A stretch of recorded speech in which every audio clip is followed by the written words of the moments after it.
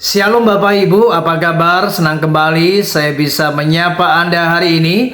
Nah, firman Tuhan yang akan saya bagikan yaitu 1 jam sehari. Mari kita akan baca Matius pasal 26 ayat 40. Firman Tuhan berkata, setelah itu ia kembali kepada murid-muridnya itu dan mendapati mereka sedang tidur.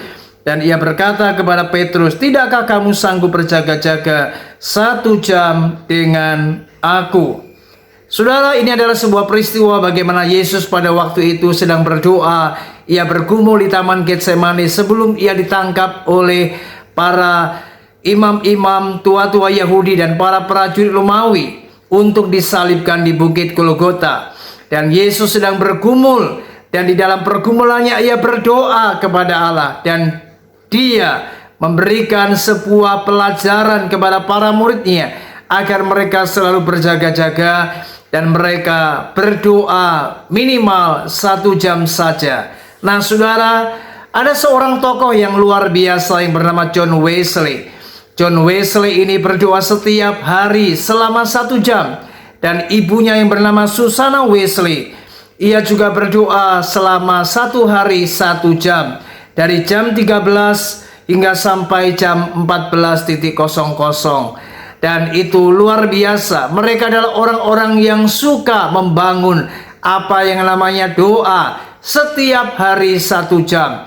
Bahkan kalau kita melihat di dalam kitab Daniel, maka orang Yahudi biasa berdoa 3 kali sehari. Saudara, ini menjadi sebuah hal yang penting untuk menjadi awasan buat kita. Sebagai anak-anak Tuhan, mari jangan lupa di tengah kesibukan apapun, mari bangun apa yang namanya koneksi dengan Tuhan. Kita harus senantiasa terhubung dengan Tuhan. Artinya mari jangan lupa kita membangun keintiman.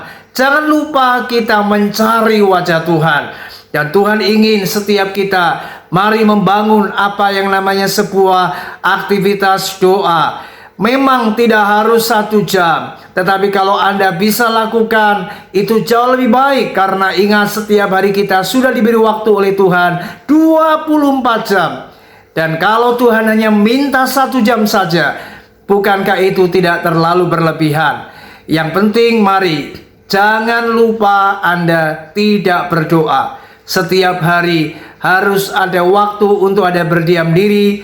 Anda berhenti dari segala kesibukan, aktivitas, dan Anda mencari Tuhan untuk Anda membangun sebuah fellowship, persekutuan yang intim, yang akrab dengan Tuhan, supaya Anda semakin dekat, melekat dengan Tuhan. Dan orang-orang yang suka berdoa selama 1 jam sehari, maka rohnya pasti kuat dan kehidupan rohaninya pasti luar biasa. Ingat, orang yang berdoa dan orang yang tidak berdoa pasti berbeda kerohaniannya. Dan kalau Anda ingin menjadi orang yang diurapi, berhasil, sukses, maka berkat-berkat itu tidak terlepas daripada orang-orang yang suka membangun apa yang namanya doa. Tuhan Yesus memberkati kita semua. Puji Tuhan. Shalom.